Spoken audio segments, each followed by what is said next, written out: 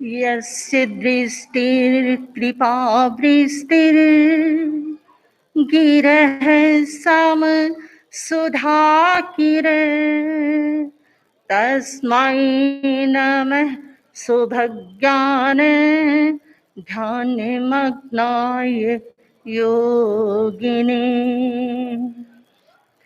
ऐसे आराध्य के श्री चरणों में वंदना।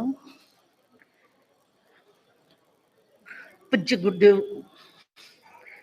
आज से 7 साल पहले गंगा शहर से साध्वी श्री सुब्बते जी मास्टर जी आप श्री से मंगल पाठ श्रवण कर जब मंगल प्रस्थान किया तारानगर के लिए, पर रास्ते में स्वास्थ्य की अनुकूलता ना होने से गुरुदेव श्री ने जयपुर का निर्देश दिलाया, चातुर्मास जयपुर किया।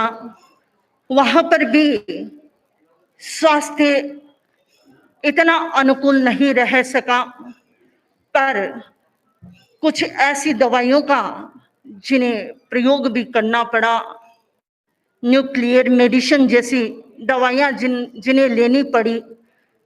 2 साल का समय निकला। साध्वी श्री जी के मन में आया कि मैं संघ का भार लेकर ना जाऊं, इसलिए एक चाकरी यदि हो जाए तो अच्छा है।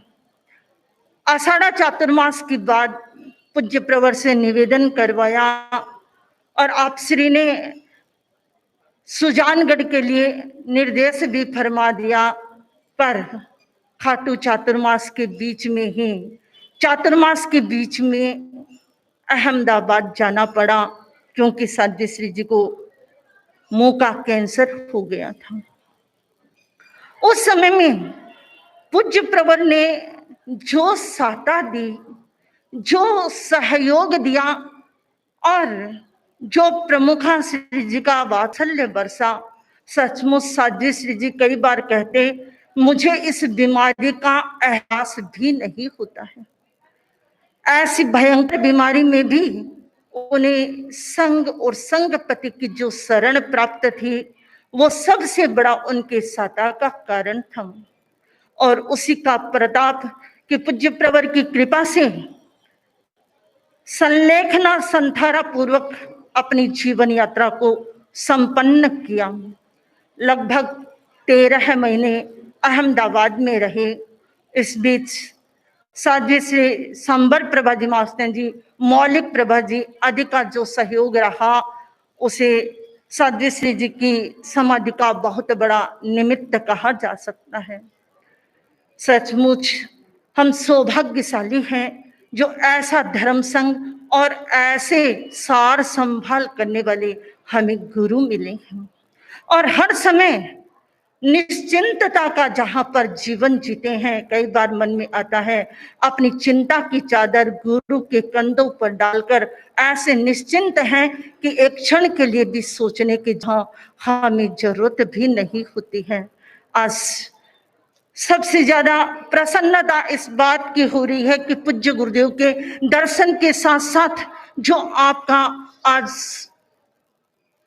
वात्सल्य बरस रहा है और जो अब मिल रहा है, उसको मैं अपने शब्दों में नहीं बता पा रही हूँ। जिस क्षण का हमें इंतजार था कि पता नहीं कब गुरुदेव के दर्शन होंगे, 17 तारीख को होंगे, 18 तारीख को होंगे, और पूज्य गुरुदेव ने महत ही कृपा कराई, 14 तारीख को दर्शनों का आदेश दिलाया। और आज हम आपकी साक्षात सन्निधि, आपके आभा मंडल में अपने आप को प्रसन्नता के साथ में अपने आप को महसूस कर रहे हैं। हमें अपने भीतर धन्यता की अनुभूति हो रही है। पूज्य गुरुदेव से मैं यह आशीर्वाद चाहती हूँ कि गुरुदेव लगभग 23 सालों में 7 दिन की दीक्षित होकर मैं साध्वी श्री जी के साथ में गई। गुरुकुल वास में रहने का एक दिन भी अवसर नहीं मिला। 23 सालों में पहली बार पूज्य प्रवर की सन्निधि में चातुर्मास करने का जो ये मुझे योग मिल रहा है, गुरुदेव का यह सानिध्य वर्षों वर्षों तक, युगों युगों तक हमें मिलता रहे। गुरुदेव आप दीर्घायु हो, चिरायु हो, आपकी शासना में हम ऐसे ही साधना करते रहे। विशेष रूप से मैं एक और निवेदन करना चाहूंगी कि साध्वी श्री जी के देवलोक गमन के बाद पूज्य प्रवर ने कृपा कराई 2018 की चाकरी साध्वी श्री शुभ प्रभा जी मास्टन जी के साथ हमारी विदासर में हुई।